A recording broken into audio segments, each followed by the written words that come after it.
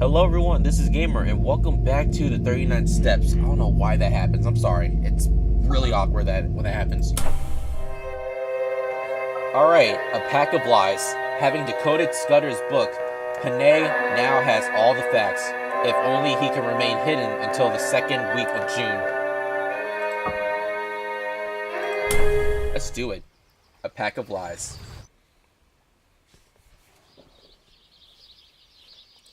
Tuesday, 26 May 1914, The Inn, Scotland.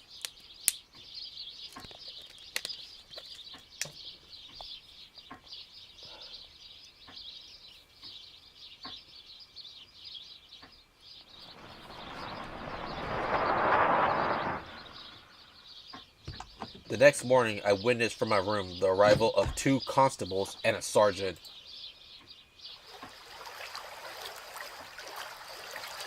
They put their car in a coach house under the innkeeper's instructions and entered the house. 20 minutes later, I saw from my window a second car come across the plateau from the opposite direction. It did not come up to the inn, but stopped 200 yards off in the shelter of a patch of wood. I noticed that its occupants carefully reversed it before leaving it. I'm sorry. My plan had been to lie hid in my bedroom and see what happened.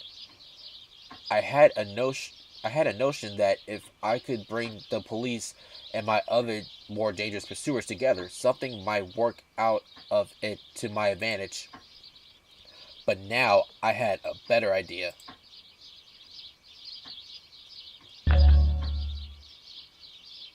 Open or right? What'd I do? Let's go right. Thank you. Okay, good. I think writing was the right thing to do.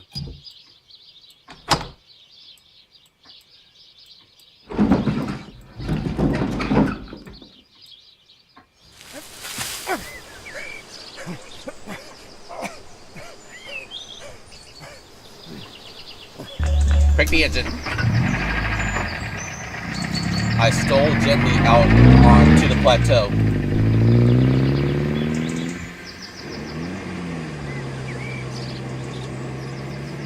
The wind seemed to bring me the sound of angry voices.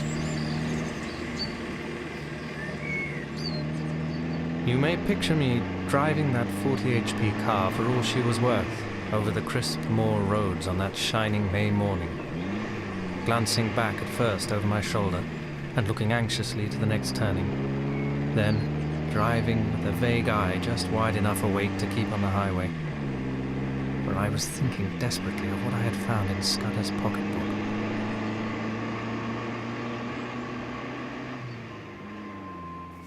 Oh my god, there's so much notes. There's like 6 things to look at.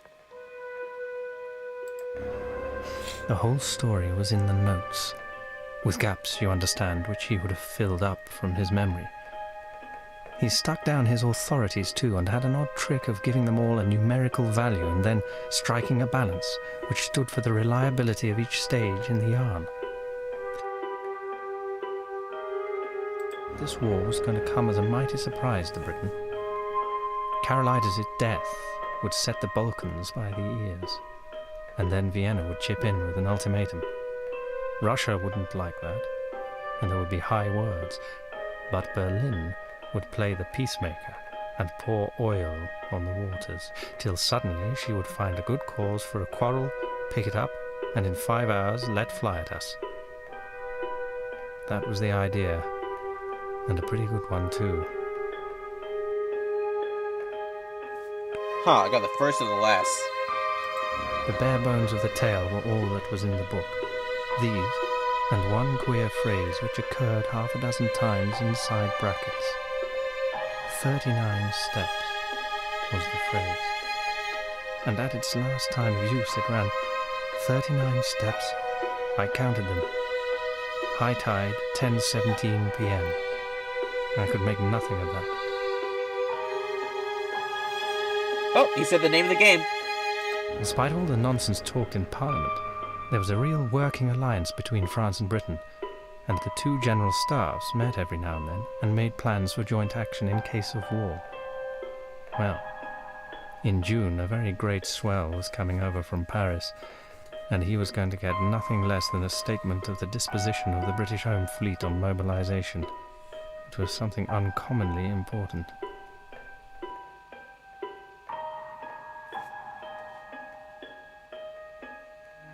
Despite all the nonsense talked in Parliament, there was a real working alliance.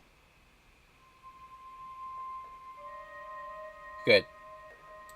The 15th day of June was going to be a day of destiny, a bigger destiny than the killing of a Dago.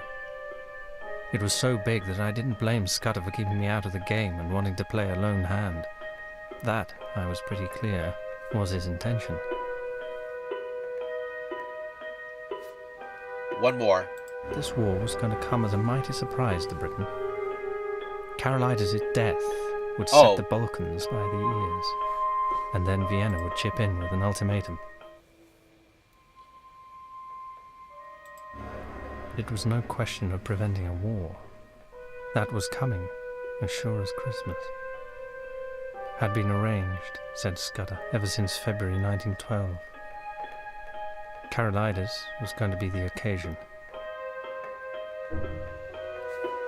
Nothing but the truth. Cool. Did we get everything? Yes, we did.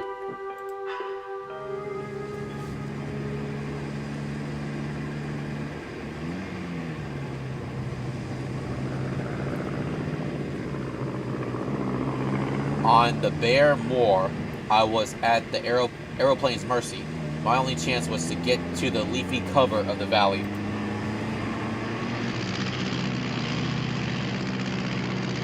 Then came a thick wood where I slackened my speed.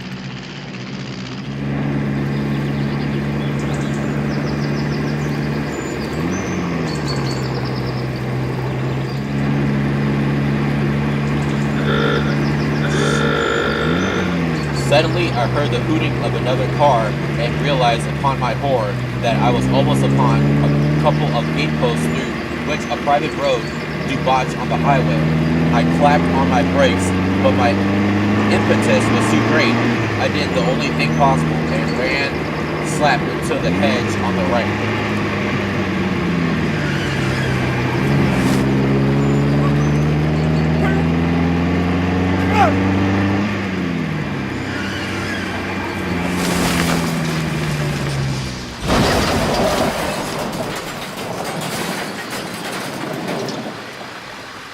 A branch of hawthorn had got me in the chest, lifted me up and held me, while a ton or two of expensive metal slipped below. Slowly that thorn let me go. As I scrambled to my feet, a hand took me by the arm. I found myself looking at a tall young man. I say, bless me, I'm dreadfully sorry. Are you hurt? Really, I must apologise. Oh, bless my soul. Do tell me you're all right. My blame, sir. It's lucky that I did not add homicide to my follies. Well, that's the end of my Scotch motor tour. It might have been the end of my life. He plucked out a watch and studied it. You're the right sort of fellow. I can spare a quarter of an hour, and my house is 2 minutes off. I'll see you clothed and fed and snug in bed.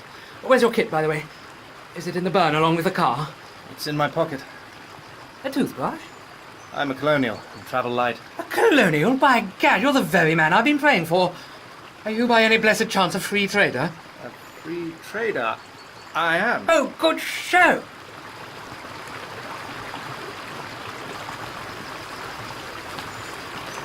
He patted my shoulder and hurried me into his car.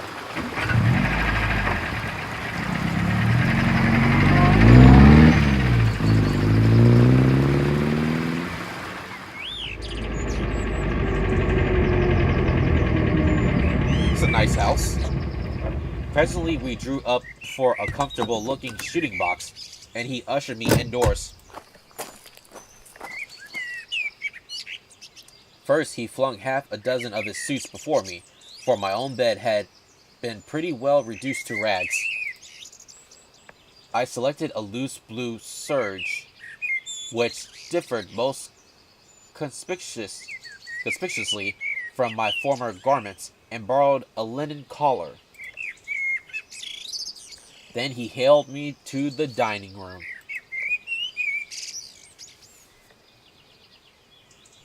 Thank you. You find me in a deuce of a mess, Mr. By the by, you haven't told me your name. Twiston. Twisden? Any relation to old Tommy Twisden of the 60th? No? Oh well. Well, you see, I'm the Liberal candidate for this part of the world, and I had a meeting on tonight at Brattleburn, and that's my chief town, in an infernal Tory stronghold. I'd got the colonial ex-premier fellow, Crumpleton, coming to speak for me tonight, and had the thing tremendously billed, and the whole place ground-baited.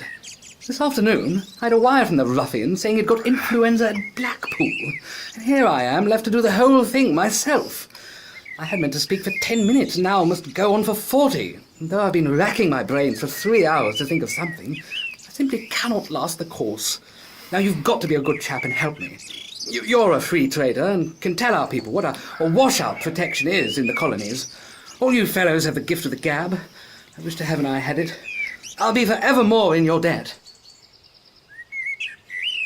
I had very few notions about free trade, but I saw no other chance of getting what I wanted. All right. I'm not much good as a speaker, but I'll tell them a bit about Australia. Oh. At my words, the cares of the ages slipped from his shoulders.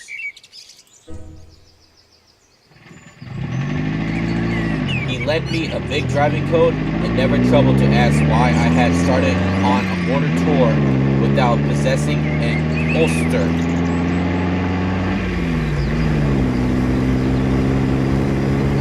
As we slipped down the dusty roads, the young man poured into my ears the simple facts of his history. Sir Harry, his interests.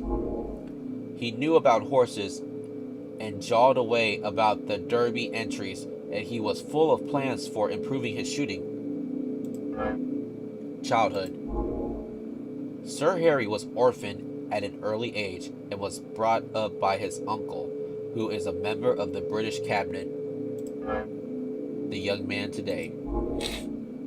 He had gone round the world after leaving Cambridge, and then being short of a job, his uncle had advised politics, but he had no preference in parties. He was liberal because his family had always been Whigs. His uncle pulled a few strings and posted Harry in Tweeddale as the liberal candidate without any hope of him winning over its conservative constituents. Constituents? I don't know how to say that word. I'm sorry.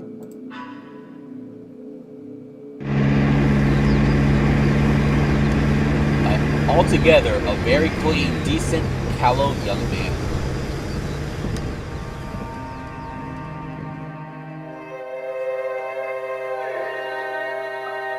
The radical candidate. Sir Harry's pickle turns out to Hannay's advantage as he makes friends in high places. Yeah, let's do one more. The radical candidate. Yeah, let's do one more and then I'll end my video.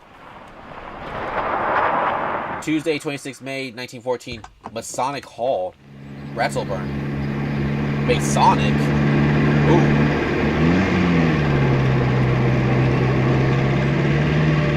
So are we becoming friends with Freemasons now? Interesting. That is very high in power.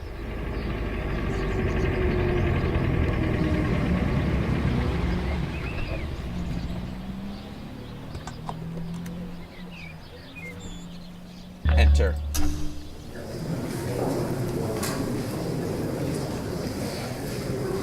The hall had about 500 in it, women mostly, a lot of bald heads and a dozen or two young men. The chairman was a weaselly minister with a reddish nose.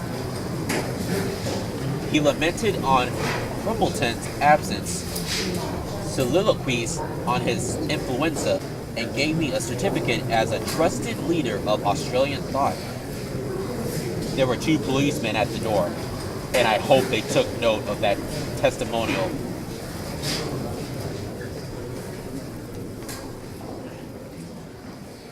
Then Sir Harry started. Yep, we're at a Masonic lodge. I could tell. There's the Freemasons flag right there. 2 of them, actually. Sir Harry's speech. Alright, where do we start? Let's start with all in all, and then we'll work our way around. All in all, then his notes, and then peace and reform, the German menace, and then British Navy. All in all, in a queer way, I liked the speech. You could see the niceness of the chap shining out behind the muck with which he had been spoon-fed. His notes. He had about a bushel of notes from which he read, and when he let go of them, he fell into one prolonged stutter. Every now and then he remembered a phrase he had learned by heart, straightened his back, and gave it off like Henry Irving. The next moment he was bent double and crooning over his papers. That's definitely me during public speaking. Peace and reform. He said that, but for the Tories, Germany and Britain would be fellow workers in peace and reform. I thought of the little black book in my pocket. A giddy lot Scudder's friends cared for peace and reform. Wait, was Scudder a Freemason, maybe? Was he a Freemason? It's a possibility, but there was no mention of it. The German menace. He talked about the German menace and said it was all a Tory invention to cheat the poor of their rights and keep back the great flood of social reform, but that organized labor realized this and laughed the Tories to scorn. Alright, British Navy. He was all for reducing our Navy as a proof of our good faith, and then sending Germany an ultimatum telling her to do the same or we would knock her into a cocked hat. Interesting.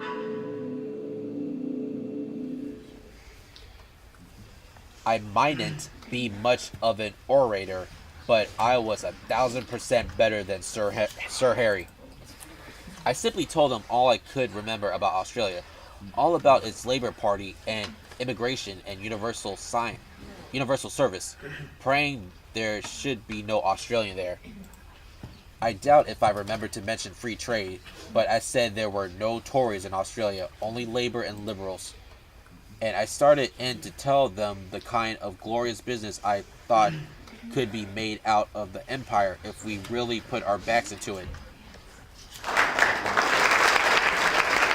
Altogether, I fancy I was rather a success.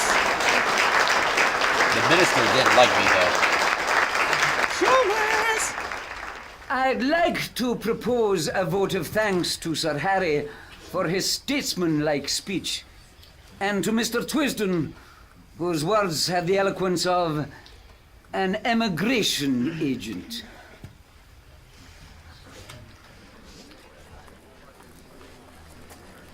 A ripping speech, Twisden.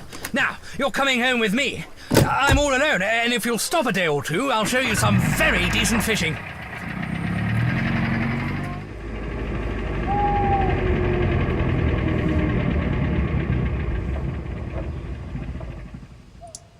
Back at Sir Harry's, we had a hot supper and then drank grog. Is grog like some type of alcohol? The time had come for me to put my cards on the table. I saw by this man's eye that he was the kind you could trust.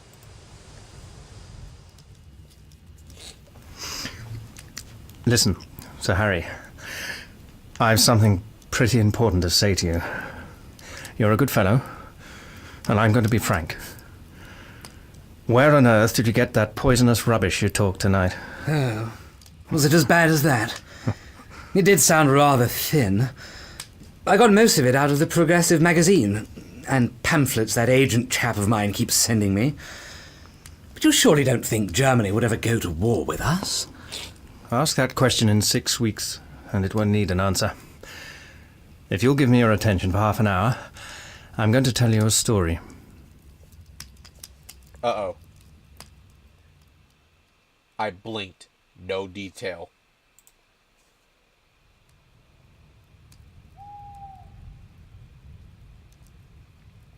What's this? So you see, you have got here in your house the man that is wanted for the Portland Place murder. Your duty is to send your car for the police and give me up. I don't think I'll get very far. There'll be an accident, and I'll have a knife in my ribs an hour or so after arrest. Nevertheless, it's your duty as a law-abiding citizen. Perhaps in a month's time you'll be sorry, but you have no cause to think of that. He was looking at me with bright, steady eyes. What was your job in Rhodesia, Mr. Hannay? Mining engineer. I've made my pile cleanly, and I've had a good time in the making of it. Not the profession that weakens the nerves, is it? As to that, my nerves are good enough.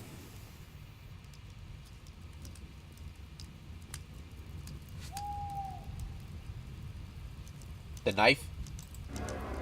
I took the hunting knife and did the old Mashona trick of tossing it in the air, catching it in my lips.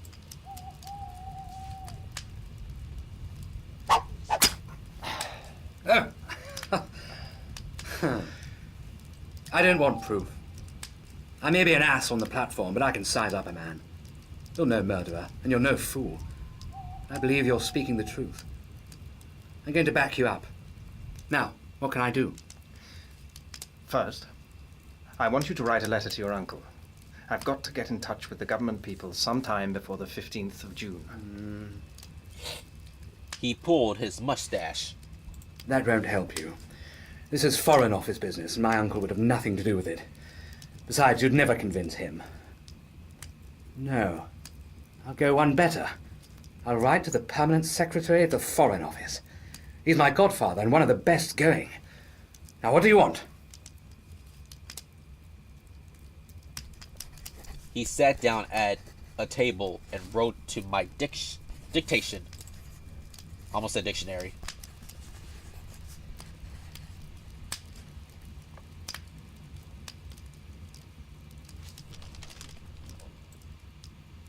All nice, pretty, and cursive. Dear Walter, I hope this letter finds you well, and I must apologize for not being in touch for such a long while. I'm finding all my time taken up with this political business, even to the detriment of my fishing. Anyway, on to more important matters. Without sounding over enigmatic, I'm writing to say that if a man called Twiston happens to make your acquaintance before the 15th of June this year, it would be to your benefit to treat him kindly, despite what he may look like. Wait, what? There was more. Already read that. Wait, what? Okay, there we go. This Twiston chap will prove his bona fides by passing the words Black Stone and whistling Annie Laurie. Annie Laurie or Annie Laurie? Or Annie Laurie. Annie Laurie, I'm sorry. Listen carefully to him, dear uncle. He has something to say that might just wake you up. Cheerio, and happy hunting, Harry.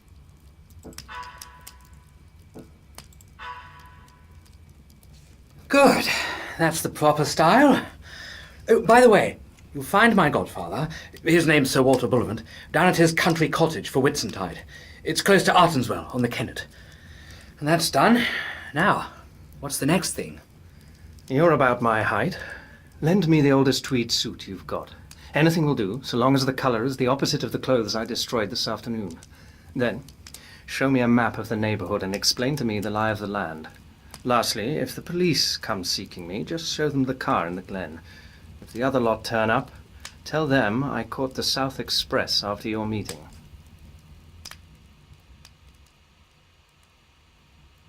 He did, or promised to do, all these things. I shaved off the remnants of my mustache and got inside an ancient suit of what I believe is called heather mixture.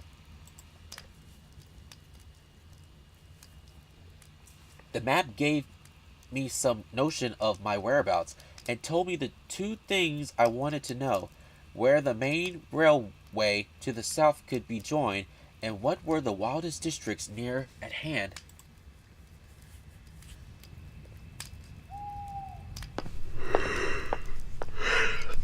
He awakened me from my slumbers in the smoking room armchair and led me blinking into the dark, starry night. Toolshed. An old bicycle was found in a tool shed and handed over to me. First, turn to the right, up by the long fir wood. By daybreak, you'll be well into the hills. Then, I should pitch the machine into a bog and take to the moors on foot. You can put in a week among the shepherds and be as safe as if you were in New Guinea. Thank you. Think nothing of it. You got me out of a tight spot last night. Now, you better get cracking. Good luck. To the hills. I pedaled diligently up steep rows of hill gravel till the skies grew pale with morning.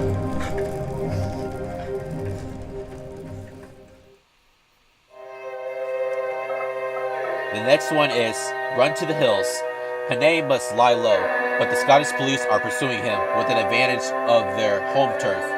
We'll do that on the next episode of the 39 Steps. If you like this video, please give this video a like, comment on this video on how you like the game so far, subscribe to this channel to see more game videos like these. Alright, this has been Gamer. Peace out, and I'll definitely see you on the next episode of the 39 Steps. Bye everyone!